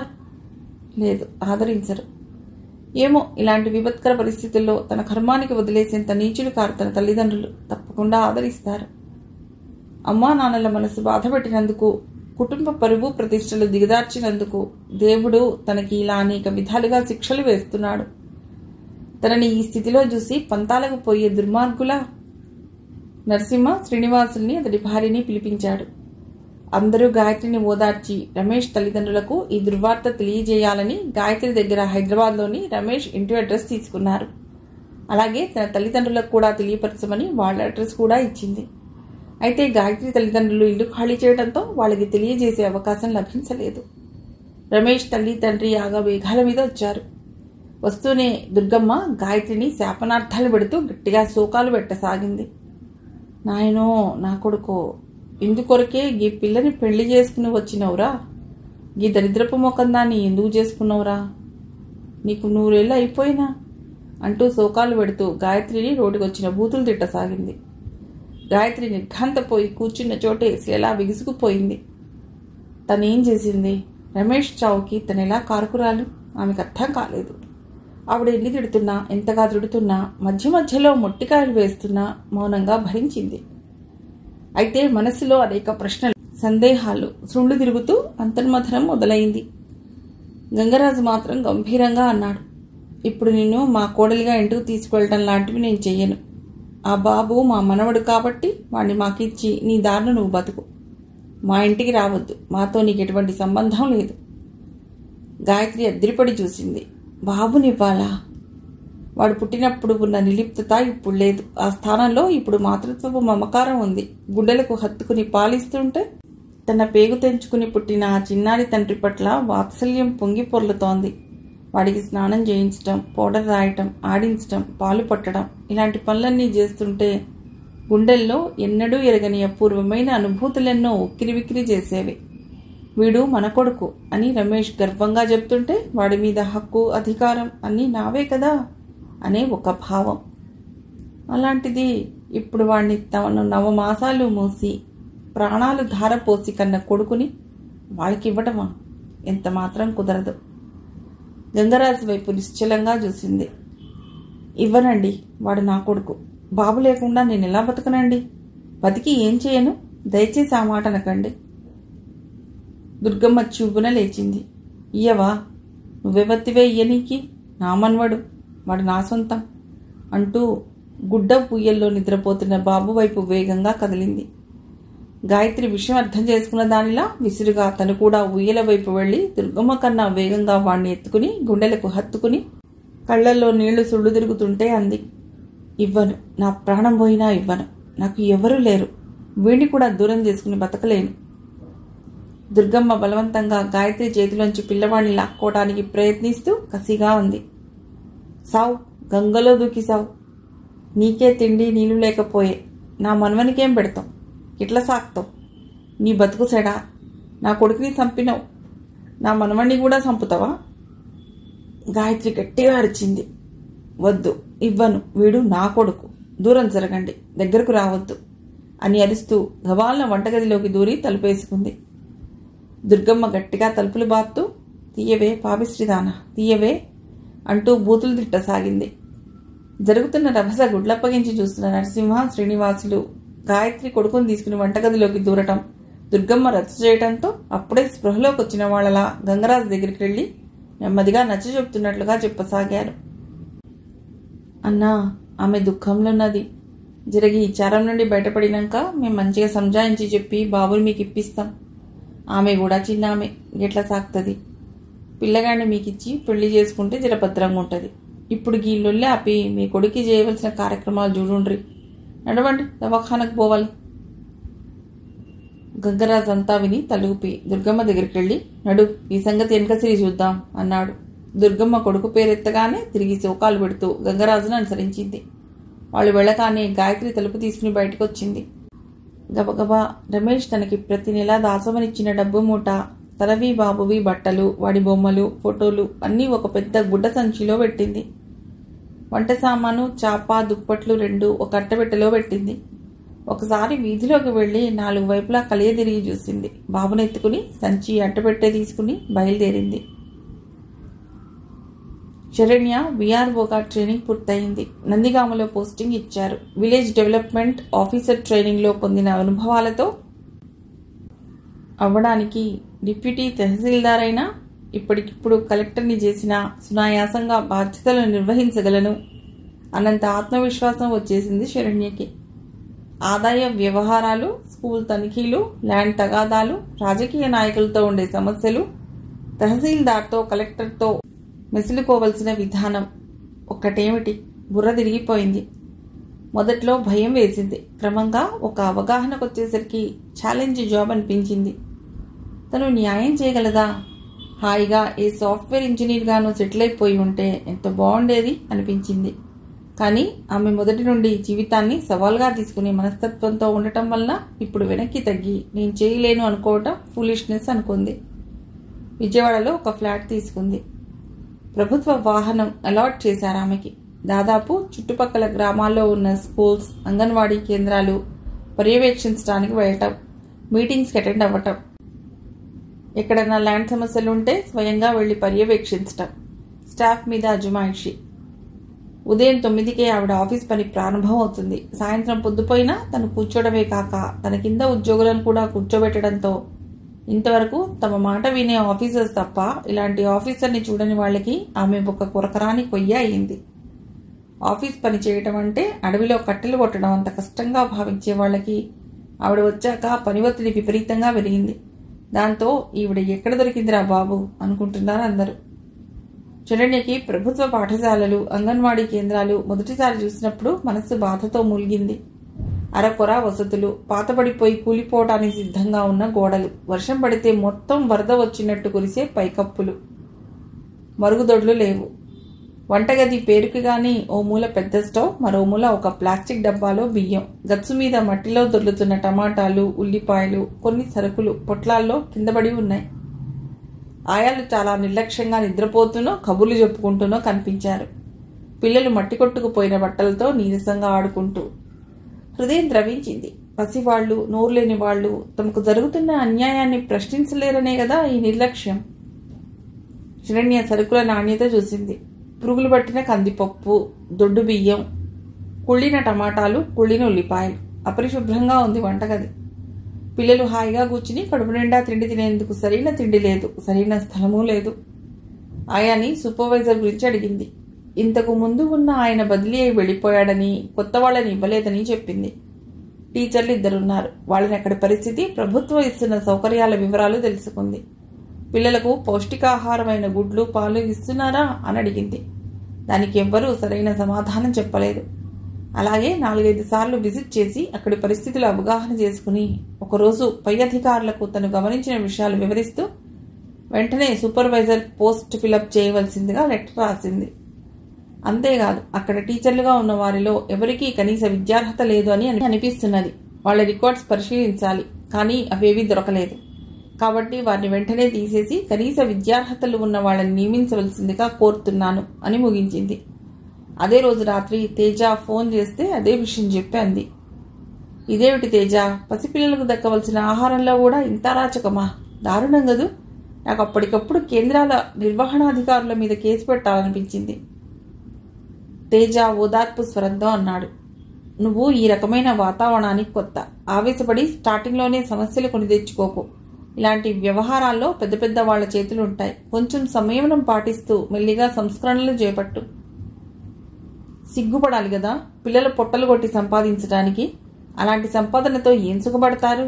చిచి, అసహ్యం వేస్తోంది అంది ఆవేశంగా. సిగ్గు, లజ్జ, ఆత్మాభిమానం, నీతి, ధర్మం వీటికి సమాజంలో, మనుషుల మనసులో, ఆఖరికి డిక్షనరీలో కూడా కనిపించని ఒకానొక రాక్షస యుగంలో బతుకుతున్నాం. నీకు కనీసం వెంటనే కాకున్నా నెమ్మది మీద ఆ పసివాళ్లకి సహాయపడే అవకాశం ఇచ్చాడు దేవుడు. నువ్వు ఒక ప్రభుత్వాధికారివి, తలుచుకుంటే ఏమైనా చేయవచ్చు. బట్ శరణ్య, ఆవేశంతో కాదు, ఆలోచనతో ముందుకు అడుగులు వేయి.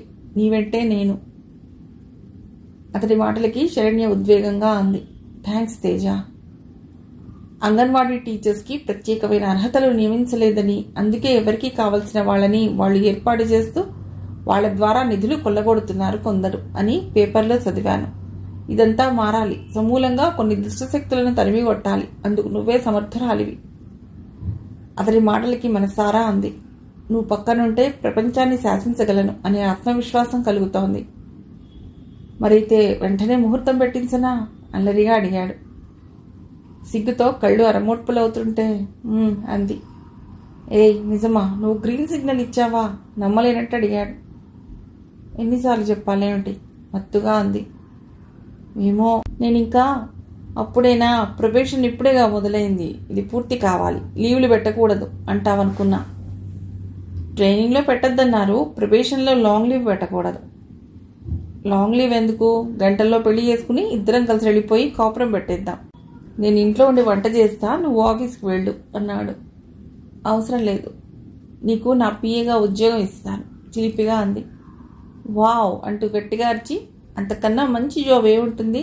రేపే చెప్పేస్తాను నీకు మన పెళ్ళి ఎప్పుడు ఎక్కడ, సరేనా అన్నాడు. శరణ్యకి తేజస్వరమే గిలిగింతలు పెట్టినట్టయి ఫోన్ డిస్కనెక్ట్ చేసి వెళ్ళకిలా మంచం మీద వాలిపోయి తీయటి ఊహల్లో తేలిపోసాగింది. అన్నట్టే తేజ మర్నాడే పెళ్లి ముహూర్తం పెట్టించి ఫోన్ చేశాడు. అలా చేస్తాడని, తన మాటలంత సీరియస్గా తీసుకుంటాడని ఊహించని శరణ్య ఆశ్చర్యంగా అంది. అదేమిటి ఇంత తొందరగా?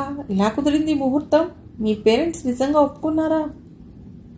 ఎందుకు ఒప్పుకోరు? కాబోయే కలెక్టర్ కోడలవుతుందంటే. Okay okay, get ready. ఒకసారి వీకెండ్ హైదరాబాద్ వచ్చే, షాపింగ్ చేయాలి. బాగుంది, లేడీకి లేచిందే పరుగా. మా పేరెంట్స్కి చెప్పొద్దా? అవన్నీ వాళ్ళు చూసుకుంటారు. నువ్వు ఈ వీకెండ్ వస్తున్నావు, దట్స్ ఆల్ అన్నాడు ఖచ్చితంగా. తేజ, నీకేం పిచ్చా? ఎలా కుదురుతుంది? ఎంఆర్ఓ గారికి చెప్పాలి, పర్మిషన్ తీసుకుని రావాలి హైదరాబాద్కి. తీసుకో. ఎలా? ఇవాళ గురువారం, నేను ఫోన్లో అడిగితే బాగుండదు. ఎంఆర్ఓ దగ్గరికి వెళ్ళాలి. వెళ్ళు. బా Teja, try to understand. Sorry, నేనేమీ వినను, నువ్వు వస్తున్నావు అంతే అంటూ ఫోన్ డిస్కనెక్ట్ చేశాడు. ఓ గాడ్ తేజ అనుకున్నది శరణ్య. ఎలా ఇప్పుడు? ఎంఆర్ఓ ఏమంటాడు? వీకెండ్ అంటే శని ఆదివారం అవ్వటానికి తను చేస్తున్నది కార్పొరేట్ కంపెనీనా? ప్రభుత్వ అధికారి అంటే 24 గంటలు తనది కాదు. ఎటు కదలాలన్నా అధికారుల అనుమతి ఉండాలి. శరణ్యకి ఏమీ పాల్పోలేదు. చాలాసేపు ఆలోచిస్తూ కూర్చుని ఆఖరికి ఒక నిర్ణయానికి వచ్చిందానిలా కూర్చున్న చోట నుండి లేచింది. గాయత్రి కాచిగూడలోని తన పుట్టింటికి దగ్గరగా ఆటో దిగింది. అప్పుడు సమయం మధ్యాహ్నం 2:30. బాబుని గుండెలకి హత్తుకుని చేతిలో సంచితో భయంగా ఆటో దిగి ముందు ఆమె దృష్టి తన చేత తప్పటడుగులు వేయించడానికి కారణమైన వేప చెట్టు మీద వెళ్ళింది. ఇక్కడే ఒకనాడు తన కోసం ఒక కాలు చెట్టుకి తన్నిబెట్టి నిలబడి ఎదురు చూస్తూ గంటలు ఉండేవాడు రమేష్. నిట్టూర్చింది. ఆమె కళ్ళు గంగరాజు షాప్ కోసం వెతికాయి. ఆ షాప్ మూసి ఉంది. అంటే షాప్ తెరిచి చాలా కాలం అయినట్లు. షాప్ ముందు చెత్తా చెదారం పేరుకుపోయి ఉంది. మెల్లిగా అప్పుడప్పుడే నడక నేర్చుకుంటున్న పాప ఇలా 4 అడుగులు వేసింది. ఓ గాయత్రి! ఆ పిలుపు వినగానే ఆమె కాళ్ళు స్తంభించిపోయాయి. గిరిక్కిన వెనక్కి తిరిగింది. శంకర్, ఇంటి పక్కనే ఉండే శంకరయ్య. ఆమెను చూడగానే బోలెడంత ఆశ్చర్యపోయి దగ్గరగా వచ్చి అడిగాడు. నువ్వు గాయత్రివేనా? ఎందుకు వచ్చినావు? నడు అంటూ కంగారుగా ఆమె చేయి పట్టుకుని అక్కడి నుంచి లాక్కొచ్చి రోడ్డు మీదకి తీసుకొచ్చాడు. గాయత్రి అయోమయంగా అతన్ని చూస్తూ అమ్మా నాన్న అంది. ఎవరూ లేరు. నువ్వు ఇన్ని దినాలు ఎడిగిపోయినావు? ఏడ నుండి వస్తున్నావు? అందరినీ పరేషాన్ చేసినావు కదా అంటూ ఆమె వెళ్ళిపోయిన తర్వాత అక్కడ జరిగిన విషయాలన్నీ పూసగుచ్చినట్లు చెప్పాడు. చివరలో ఆమె గుండె ఆగిపోయే విషయం చెప్పాడు. మీ ఓళ్ళు ఈడ నుండి ఖాళీ చేసి ఏడిగిపోయినరో ఎవరికి ఎరకలేదు. కొన్ని దినాలు ఏడనో ఉన్నారంట, మళ్ళా ఆడ కూడా ఖాళీ చేసి పోయినరంట. మీ నాయన చచ్చిపోయిండంట. గాయత్రి నిలువెల్లా వణికిపోతూ గట్టిగా అరిచింది. లేదు, మా నాన్న చచ్చిపోలేదు. అంత మాట అనద్దన్నా, అనద్దు అంటూ బోర్మంది. శంకర్ ఓదారుస్తూ అన్నాడు. ఏమో, అందరూ అనబట్టిండ్రు. పోకపోవచ్చులే, ఏడవకు. ఇప్పుడు నువ్వు ఈడ కనబడినావంటే వస్తువులు నిన్ను బతకనియ్యరు. జల్దీ ఈడ నుండి పో. గాయత్రి నిశ్చేష్టురాలయ్యింది. ఎందుకు? నేనేం చేశాను వాళ్ళని అంది. బస్తీ ఇజ్జత్ తీసినావు. గా రమేష్ గానితో లేచిపోయినావు కదా, ఆడు సచ్చిండంట కదా, నువ్వెందుకు వచ్చినావు? గండిపడిన నదిలా దుఃఖం ఉప్పొంగి గాయత్రి కళ్ళు శ్రమించసాగే. ఎందుకు? బస్తీ వాళ్ళకేం పని? తన జీవితం తనది. తను ఇక్కడికి వాళ్ళ కోసం రాలేదే. తన తల్లిదండ్రులను వెతుక్కుంటూ వాళ్ళ క్షమాభిక్ష కోసం వచ్చింది. అన్నీ కోల్పోయి ఆశ్రయం కోసం వచ్చింది. తనను బతకనివ్వకపోయేంత తప్పు చేసిందా? లేదే. పో గాయత్రి, వెళ్ళిపో. నిన్ను చూస్తుంటే మస్తు జాలైతుంది. లేపుకుపోయినగా రమేష్ గారు సచ్చి నీకు అన్యాయం చేసిండు. పాపం, ఎట్లా చచ్చిండు? టక్కరైందంట కదా. గాయత్రి సమాధానం చెప్పలేదు. పాపం, దేవుడు నీకు అన్యాయం చేసిండు. ఎట్లా బతుకుతావు? మగాని తోడు లేకుంటే ఆడదాని బతుకు చౌరస్తానే. పోని నేనన్నా ఉంచుకుందామంటే నీకెరికే కదా నా పెళ్ళాం గయ్యాళి గంప. పో, ఏడన్నా బతుకు. నీకు దిక్కు లేకపాయగా. గా పోరని ఎందుకు గన్నావు? చెళ్ళున కొరడాతో గుండె మీద కొట్టినట్లయింది గాయత్రికి. అతడి మొహంలోకి వెర్రి దానిలా చేష్టలుడిగి చూడసాగింది. తనకన్నా దాదాపు 15 ఏళ్లు పెద్దవాడు. చెప్పాలంటే తండ్రి లాంటివాడు. చిన్నప్పటి నుండి ఎత్తుకు తిరిగాడు. అలాంటిది ఇప్పుడు ఇంత నీచంగా మాట్లాడుతున్నాడు. గాయత్రి అతడి మాటలు వినలేదు. గిరిక్కున వెనక్కి తిరిగి అక్కడి నుంచి వేగంగా వెళ్ళిపోయింది. రోడ్డు మీదకి వచ్చిన గాయత్రికి ఉప్పెనలా దుఃఖం ముంచుకొచ్చింది. కడుపులో నిన్నటి నుండి ఏమీ లేకపోవడంతో కళ్ళు తిరుగుతున్నాయి. నడిచే శక్తి కూడా లేకుండా కాళ్ళు నిస్సత్తుగా అయ్యాయి. అతడి మాటలు చెవుల్లో హోర్లా వినిపిస్తున్నాయి. వాళ్ళంతా ఆవేశంతో మండిపోతోంది. ఎక్కడన్నా కాసేపు కూర్చోకపోతే రోడ్డు మీద పడిపోవచ్చుని అనిపిస్తోంది. బాబు ఏ క్షణానైనా చేతుల్లోంచి జారిపోతాడేమో అన్నట్టు చేతులు నలుగుతున్నాయి. 2 చేతులతో గట్టిగా గుండెలకు హత్తుకుంది. బ్యాగు భుజాల పైకి లాక్కుంది. తల వంచుకుని శరీరంలోని శక్తినంతా కూడా తీసుకుని అడుగులు బలంగా వేయడానికి ప్రయత్నించింది. కానీ నడవలేకపోతోంది. ఎవరన్నా తెలిసిన వాళ్ళు కనిపిస్తారేమో, మళ్ళీ వాళ్ళ నుండి వినకూడని మాటలు వినవలసి వస్తుందేమో అని భయంగా ఉంది. ఎంత మాట అన్నాడు శంకరయ్య. నాన్న చచ్చిపోయాడా? లేదు, చచ్చిపోలేదు. తప్పకుండా ఎక్కడో ఉంటారు. అతడు చెప్పిందంతా అబద్ధం. వాడు నీచుడు, చండాలుడు. నోటికొచ్చినట్టు మాట్లాడాడు. ఒక్కసారి నాన్నని చూడాలి. ఒకసారి అమ్మఒడిలో పడుకోవాలి. అన్నయ్యతో కబుర్లు చెప్పాలి. సాధ్యం అవుతుందా? అవ్వదు, ఎప్పటికీ అవ్వదు. ఈ మహాపట్టణంలో వాళ్ళు ఎక్కడున్నారని వెతకాలి. తనకేం తెలుసని వెతకాలి. అయిపోయింది. ఇక ఈ బతుక్కి అమ్మా నాన్న అని పిలిచే అదృష్టం లేదు. అన్నిటితో పాటు ఆ అదృష్టాన్ని కూడా తను కోల్పోయింది. ఇక ఈ బతికి ప్రయోజనమేముంది? చచ్చిపోవాలి. అవును, చచ్చిపోవాలి. ఉన్నట్టుండి బాబు కెవ్వమని ఏడుపు మొదలెట్టాడు. వాడికి పాలు బట్టి ఎంతోసేపు అయిందన్న విషయం గుర్తుకొచ్చింది గాయత్రికి. పేలవంగా నవ్వుకుంది. ఎట్లా చూస్తావు నన్ను వదిలి అని వాడు తన ఉనికిని తెలియజేశాడు. నడుస్తూనే ఉంది. ఎక్కడ ఉందో, ఎంత దూరం నడిచిందో స్పృహ లేదు. భుజాన్ని రాసుకుంటూ వెళ్లిన మోటార్ సైకిల్ శబ్దానికి ఉలిక్కి పడింది. కుడి భుజానికి హ్యాండిల్ తగిలింది. తను రాంగ్ రూట్లో నడిచిందో, మోటార్ సైకిల్ అతడు రాంగ్ రూట్లో అవసరానికి మించిన స్పీడ్గా నడిపి తనకి తగిలించాడో, ఎంత దెబ్బ తగిలిందో ఆలోచించే శక్తి లేదు. భుజం నొప్పిగా అనిపించినా పట్టించుకోలేదు. ఇంకో 4 అడుగులు వేసి నిలబడింది. ఒకసారి చుట్టూ చూసింది. నారాయణగూడ చౌరస్తా కనిపించింది. రోడ్డుకి ఒక పక్క పండ్ల బండ్లు, వాటి పక్కనే ఒక టీ స్టాల్ ఉన్నాయి. టీ స్టాల్ దగ్గరకు నడిచింది. ఒక కప్పు టీ తాగి బాబుకు పాలు పట్టించింది. అక్కడే ఎటుపోవటమా అని ఆలోచిస్తూ నిలబడింది. అగమ్య గోచరంగా ఉంది భవిష్యత్తు. ఎక్కడికి వెళ్ళాలి? ఎవరున్నారు తనకి? ఒక్క తప్పటడుగు జీవితాన్ని ఇలా మార్చేస్తుందని ఊహించిందా? రమేష్ బతికుంటే అద్భుతంగా లేకున్నా ఒక రకంగా ఉండేది. జీవితంలో భద్రత ఉండేది. ఇప్పుడు భద్రత లేదు, గమ్యమూ లేదు. కనీసం ఎటువైపు నడిస్తే ఒక ఆశ్రయం లభిస్తుందో తెలిపే దారి కూడా లేదు. ఆలోచిస్తూనే వెనక్కి తిరిగి రద్దీగా ఉన్న రోడ్ క్రాస్ చేసి తిరిగి నెమ్మదిగా నడక సాగించింది.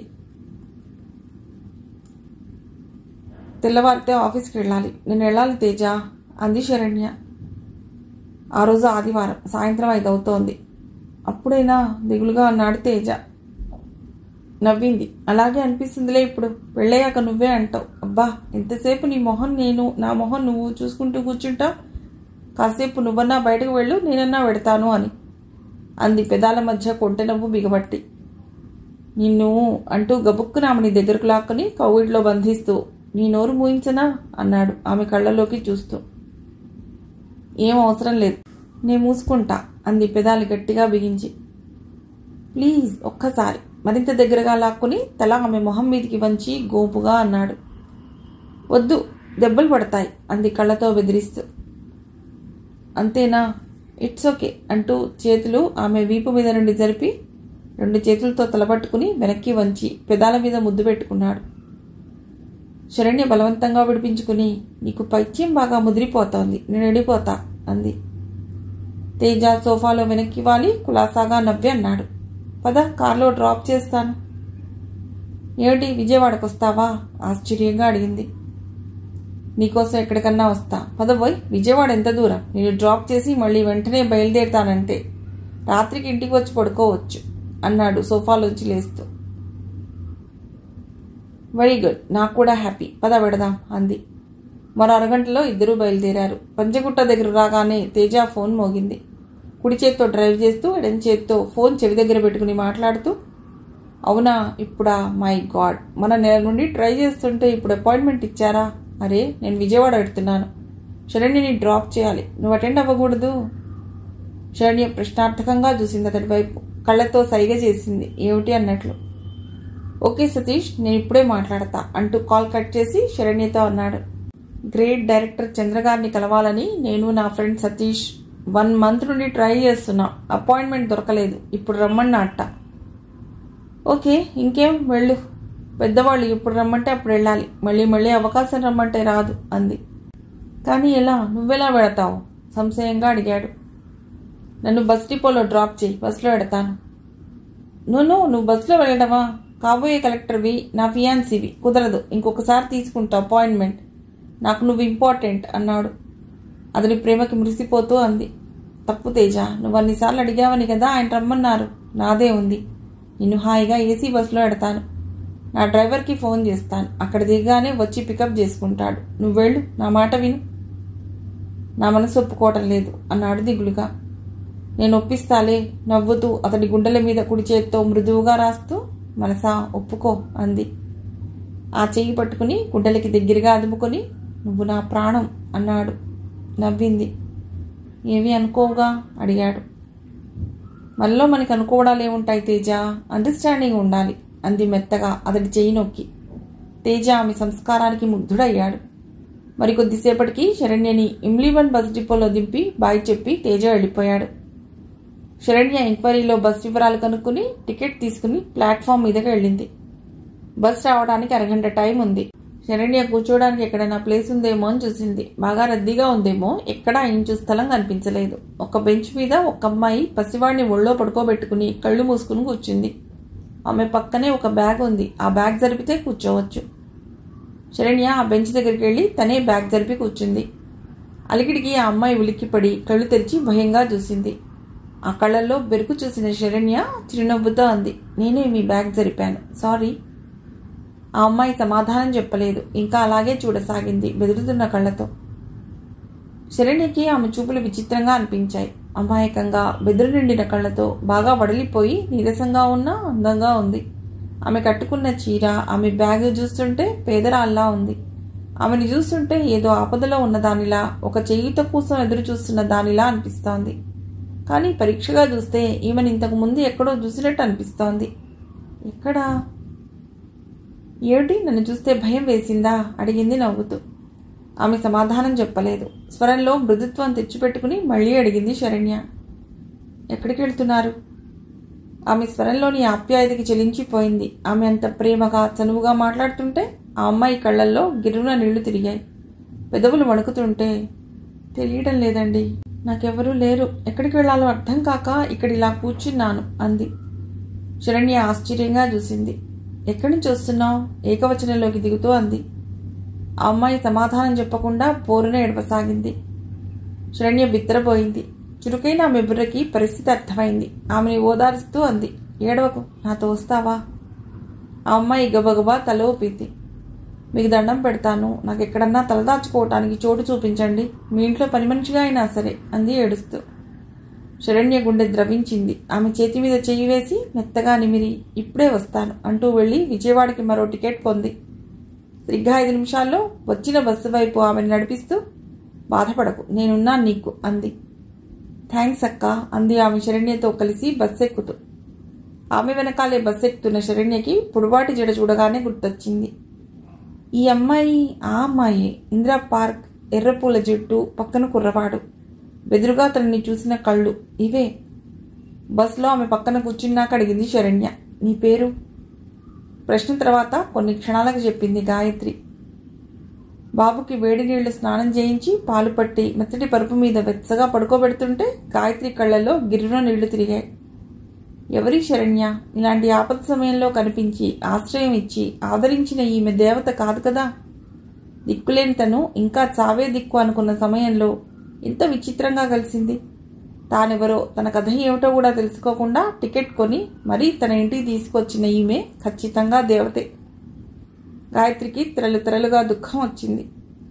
అప్పుడే తను కూడా స్నానం చేసి ఫ్రెష్ అయి వచ్చిన శరణ్య ఏడుస్తున్న గాయత్రి భుజం మీద చేయి వేసి ఓదార్పుగా అంది. ఏడవకు, వెళ్ళి నువ్వు కూడా ఫ్రెష్ అయిరా, ఫోన్ చేద్దాం అంది. గాయత్రి గవాల్న ఆమె పాదాల మీద పడిపోయింది. అక్క, మీరు దేవత, మీ రుణం ఎలా తీర్చుకోను?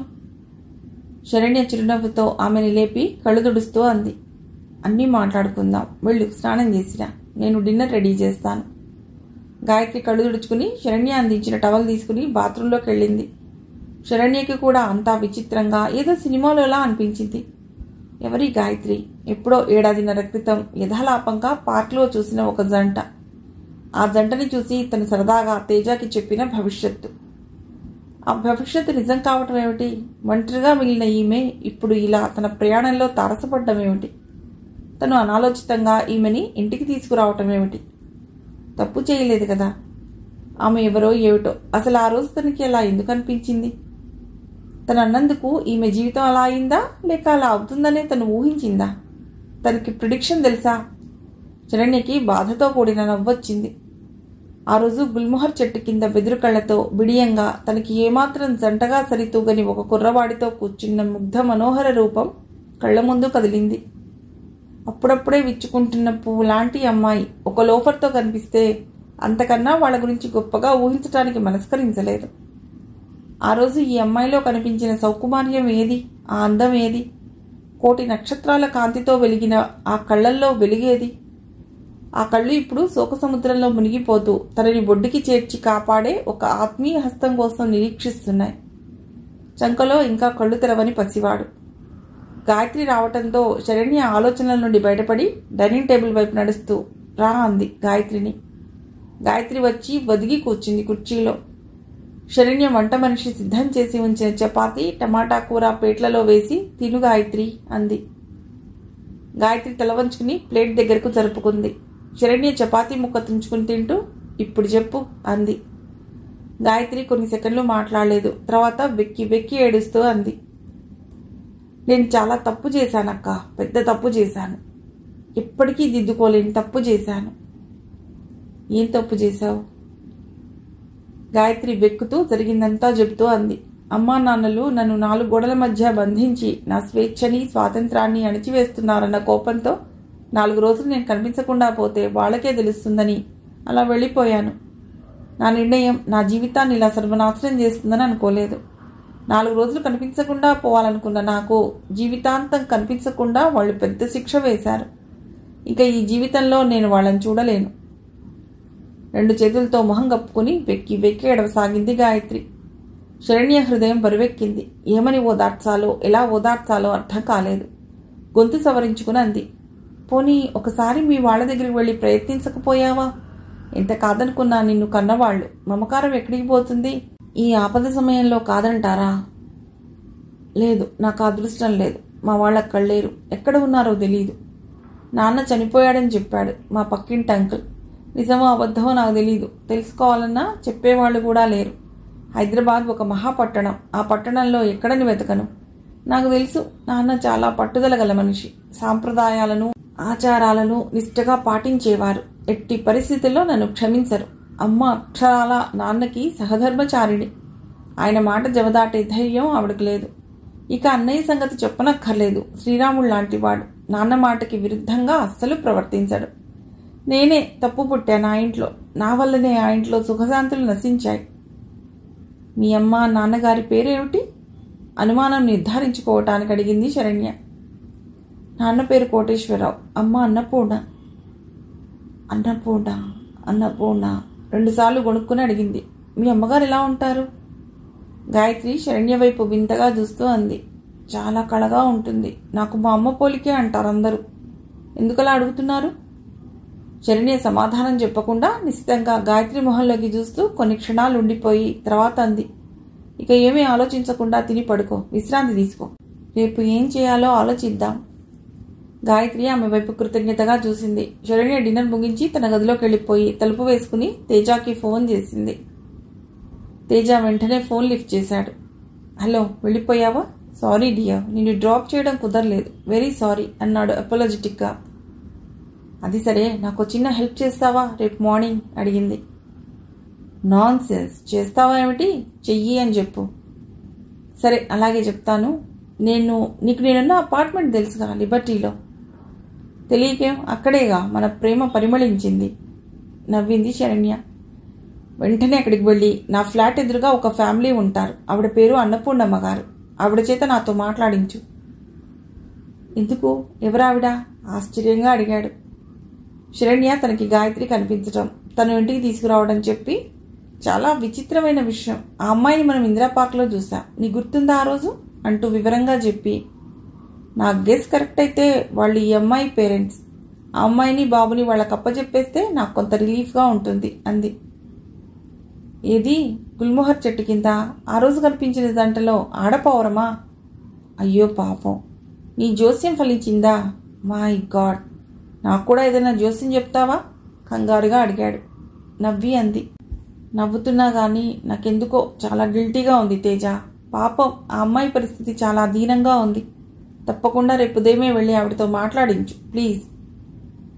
అదేమిటి శరణ్య, నాకు మాత్రం బాధ్యత లేదా? నీకేనా? నీ బాధ్యత నాది కూడా. తప్పకుండా వెళతా, సరేనా? మార్దవంగా అన్నాడు తేజ. థ్యాంక్స్ తేజ, ఇది ఒక అమ్మాయి జీవితానికి సంబంధించిన విషయం. మన ప్లాన్ ఫలిస్తే ఆ అమ్మాయి బతుకు నిలబెట్టిన వాళ్ళం అవుతాం. తప్పకుండా వెడతా, సరేనా? తేజ మాట ఇవ్వటంతో ఎండ్ బటన్ నొక్కి ఆలోచిస్తూ కళ్ళు మూసుకుంది శరణ్య.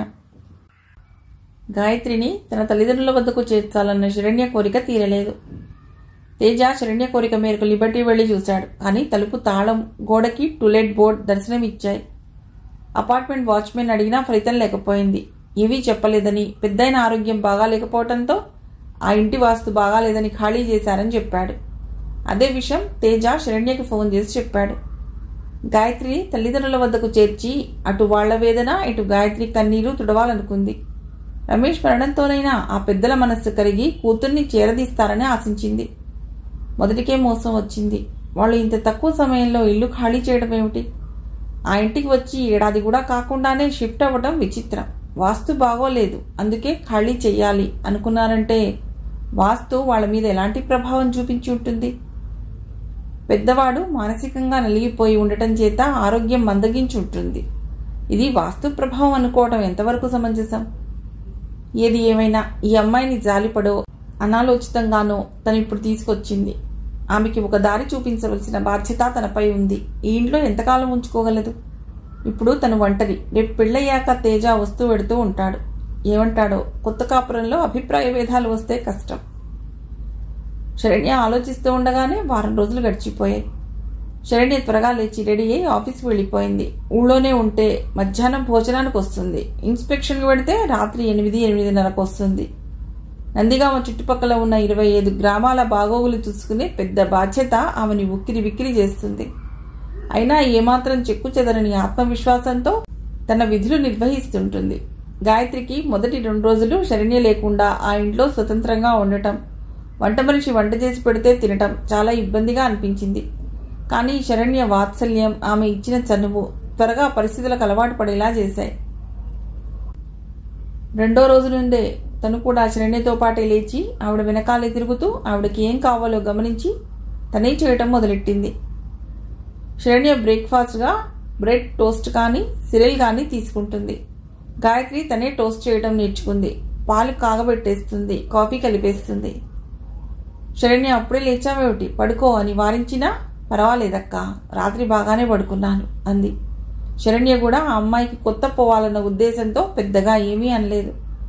శరణ్య వెళ్ళిన కాసేపటికి వంట మనిషి వస్తుంది. గాయత్రి ఆవిడకి కూరలు తరిగిస్తూ అవి ఇవి అందిస్తూ ఆవిడతో కూడా కలిసిపోయింది. ఇల్లు పరిశుభ్రంగా ఉంచటం, శరణ్య హడావిడిలో ఎక్కడవక్కడ వదిలేసిన బట్టలు, కాగితాలు, మేకప్ సామాగ్రి అన్నీ సర్ది పెట్టడం, వాలంటీర్గానే చేయటం మొదలెట్టింది. ఇదంతా శరణ్యకి బాగానే ఉంది, కానీ ఇది శాశ్వత పరిష్కారం కాదు. ఇంతకాలం తన ఇంట్లో పని మనిషిగా వాడుకుంటాను అనుకుంది. అలా అనుకున్న మర్నాడే అంగన్వాడికి ఇన్స్పెక్షన్కి వెళ్లవలసి వచ్చింది. అక్కడికి వెళ్ళాక ఆమెకి ఒక ఆలోచన వచ్చింది.